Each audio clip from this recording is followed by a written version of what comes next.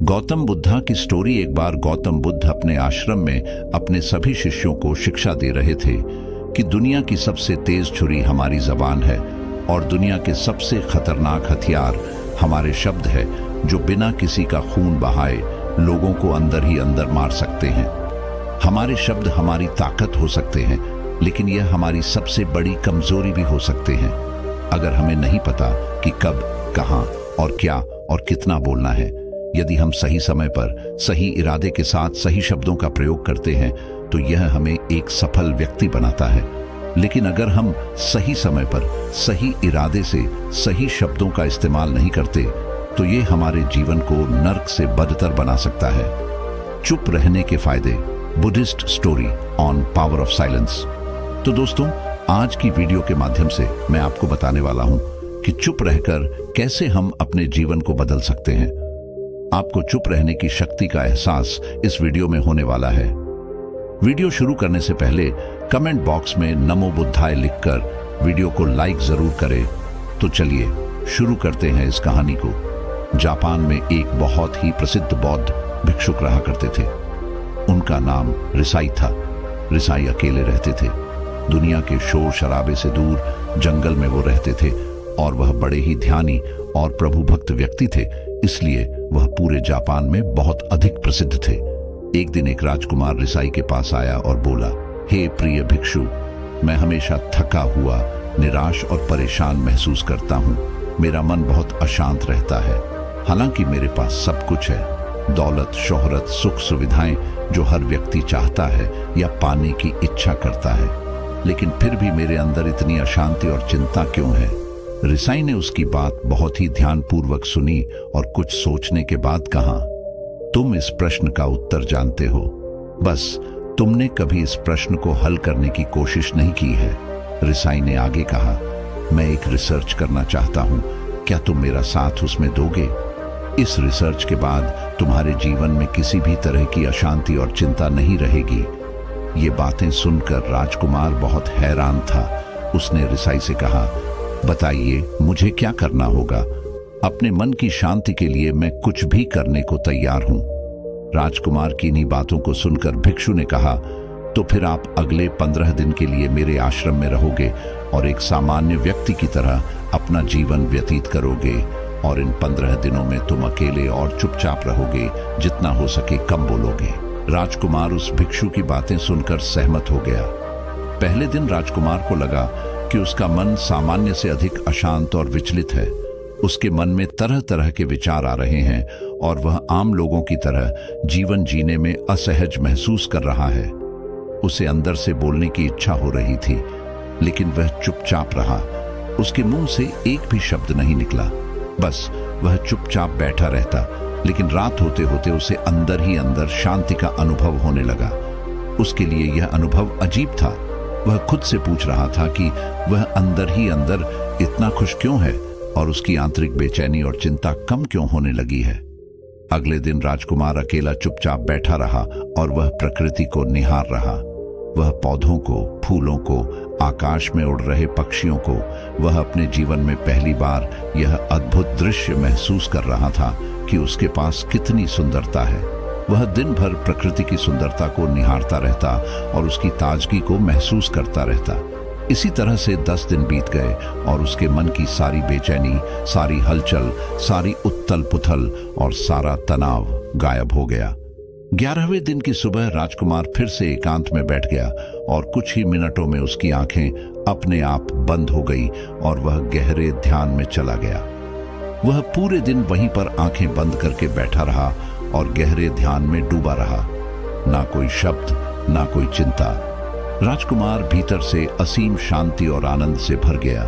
राजकुमार अपने बाकी के 4 दिन इसी तरह गहरे ध्यान में व्यतीत करने के बाद 15 दिन बाद रिसाई के सामने प्रस्तुत हुआ और रिसाई को प्रणाम करके बोला, प्रिय भिक्षु, मुझे उत्तर मिल गया कि मेरे मन में इतनी उथल पुथल और चिंता क्यों थी। मैं जान गया कि मेरा मन इतना अशांत और विचलित क्यों था। रिसाई मुस्कुराते हुए पूछा, बताओ क्या उत्तर मिला तुम्हें? राजकुमार ने कहा, मैं आवश्यकता से अधिक बातें करता था। मैं किसी पर भी अपने शब्द और ऊर्जा व्यर्थ करता था।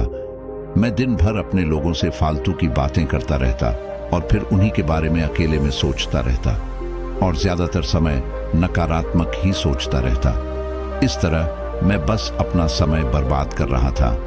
ज्यादा बोलने और नकारात्मक सोचने की वजह से मेरा मन अशांत और बेचैन हो गया था और इसी वजह से मैं किसी भी काम को ठीक से नहीं कर पा रहा था, जिसकी वजह से मैं हर काम में असफल होने लगा और फिर इन्हीं लगातार मिलने वाली असफलताओं की वजह से ही मैं और भी उदास और चिड़चिड़ा हो गया।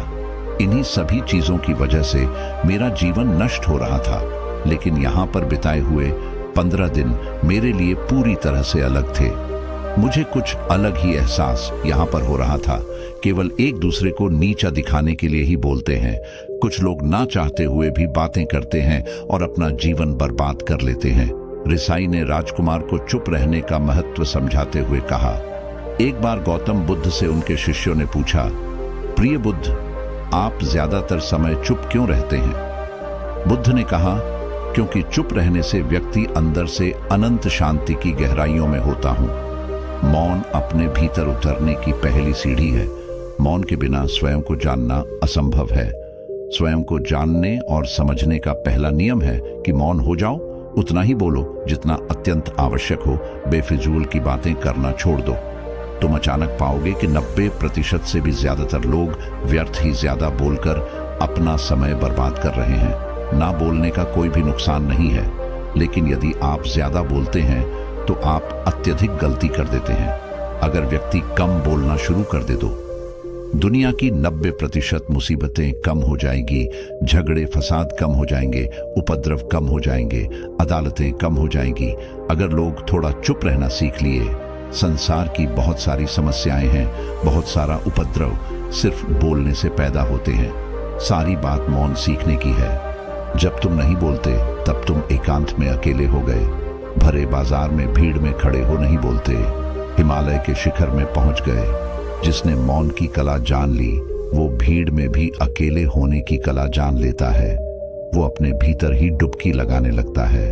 एकांत में तो आदमी स्वर्ग में है। दूसरे की उपस्थिति ही बेचैनी पैदा करती है।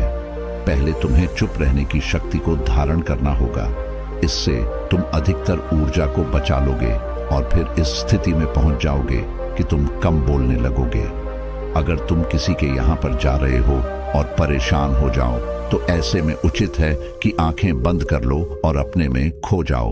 वहां से आपको ताजगी महसूस होगी, क्योंकि तुम्हारे अंदर ही जीवन का वो स्रोत छिपा हुआ है, वह किसी दूसरे में नहीं है। इसके बाद राजकुमार उस रिसाई से पूछते हैं, आखिर कौन हमें अपने अंदर तक लेकर जाएगा?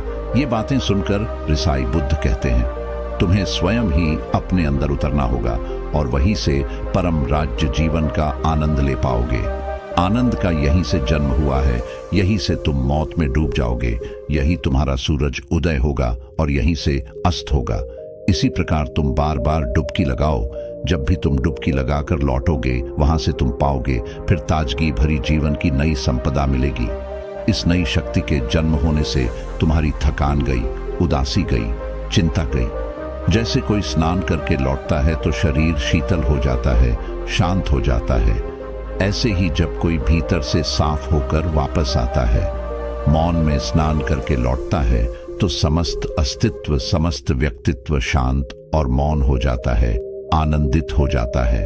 जब तुम आंतरिक मौन की उस पराकाष्ठा पर पहुंच जाओगे, तब तुम पाओगे कि बोलने से भी तुम्हारा मौन खंडित नहीं होता, वो बना ही रहता है।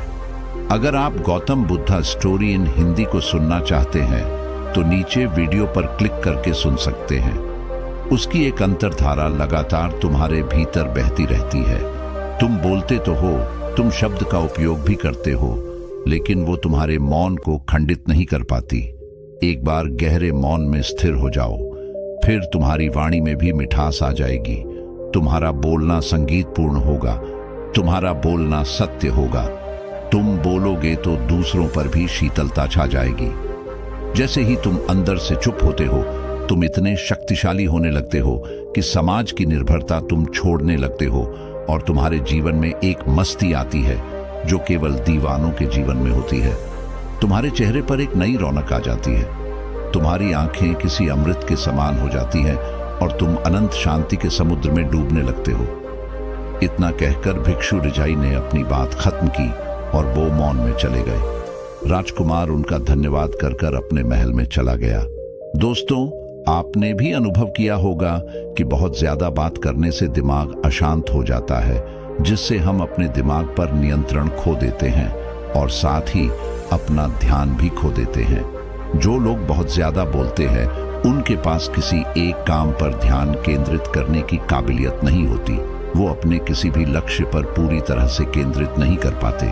अगर हमारा दिमाग एक जगह केंद्रित नहीं है तो हम जीवन की सच्चाई नहीं समझ पाते और ना ही मनचाही सफलता कभी हासिल कर पाएंगे।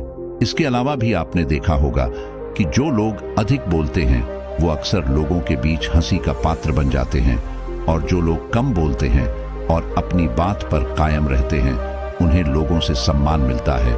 लोग उनकी बातों को सुनते हैं और उन पर भरोसा भी करते हैं।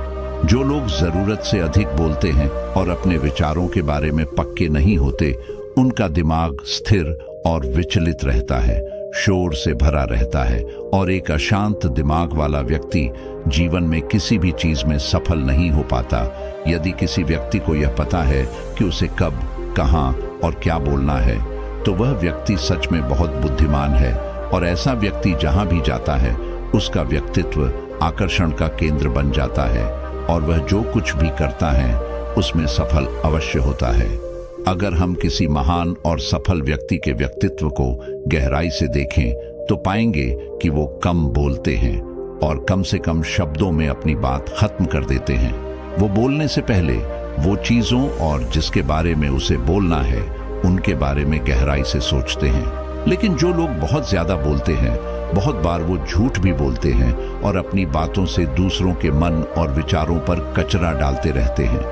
वह ज्यादातर समय दूसरों की बुराई करते रहते हैं, इसलिए उनके अपने भी उनसे नफरत करने लगते हैं और उनसे बचने की कोशिश करते हैं। हमारे भारतीय उपनिषदों में कहा गया है कि हमारे शब्द वास्तविक ब्रह्म शक्ति है। मौन से धैर्य आता है, धैर्य से ध्यान, और ध्यान से हम अपने जीवन के बारे में जागरूक हो जाते हैं। इसलिए अगर हम ज्यादा बात करते हैं तो हम मौन को खो देते हैं, जो मन की शांति का पहला स्तंभ है। दोस्तों, आज से हम भी चुप रहने का अभ्यास अवश्य करेंगे। आज से हम भी वही बोलेंगे जो जरूरी है, और हम कोशिश करेंगे कि कम से कम शब्दों में अपनी बात खत्म करें, और हो सके तो कोशिश करेंगे कि रोज कम से कम 30 मिनट एकांत में चुपचाप बैठेंगे। और मुझे पूरा विश्वास है कि इससे हम सबके अंदर एक सकारात्मक बदलाव जरूर आएगा। इसी के साथ आपको इस वीडियो से एक अच्छी सीख मिली होगी। ये वीडियो आपको कैसी लगी हमें कमेंट बॉक्स में कमेंट करके जरूर बताएं, और साथ ही इस वीडियो को अपने दोस्तों के साथ जरूर शेयर करें ताकि उन्हें भी इस वीडियो से कुछ सीखने को मिल सके। तो दोस्तों, आज की इस वीडियो यहीं पर समाप्त होती है। फिर एक नए वीडियो के साथ मिलते हैं। तब तक आप अपना ख्याल रखिएगा। प्रेम से बोलिए राधे राधे।